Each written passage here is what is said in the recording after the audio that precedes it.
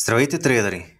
Искате ли да научите трите най-интересни факта за една от най-влиятелните компании на планетата, а именно Amazon? Останете до края на видеото с мен, Милен Петров, дилър в Delta Stock, за да видим как Amazon промени света.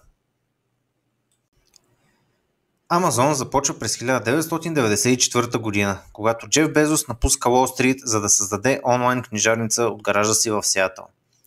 Той избира името Amazon, защото започва с буквата A, за да се появява по-напред в списъците, и защото иска компанията му да бъде толкова мащабна, колкото е и самата река Амазонка.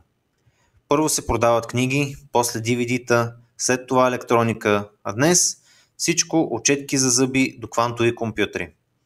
Amazon вече не е просто онлайн магазин, това е екосистема.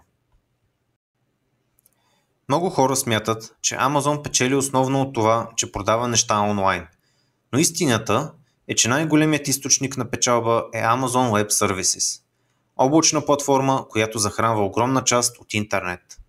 Netflix, NASA, Zoom, дори правителствени агенции като ЦРУ използват AWS, за да съхраняват и обработват данни. Amazon печели и от реклами, и от абонаменти, като Prime, който има над 200 милиона потребители. С други думи, Amazon е не само магазин, а и дигитален гръбнак на съвременната икономика. Една от тайните на успеха е логистиката. Amazon разполага с над 1100 логистични центъра по целия свят, армия от хиляди роботи, собствена флотилия от самолети и камиони, както и тестови дронове за доставки по въздух.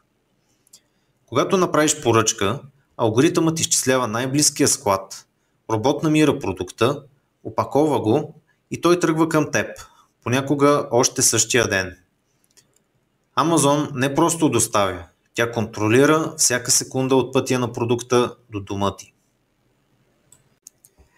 От продажба на книги до космически технологии, Amazon промени света. Компанията не просто диктува какво и как купуваме, но и как се съхраняват данни, как работи интернет, как се развиват изкуственият интелект и логистиката. Сега, когато дори изстрелва ракети чрез Blue Origin, ясно е, че амбициите на Amazon не се ограничават до планетата.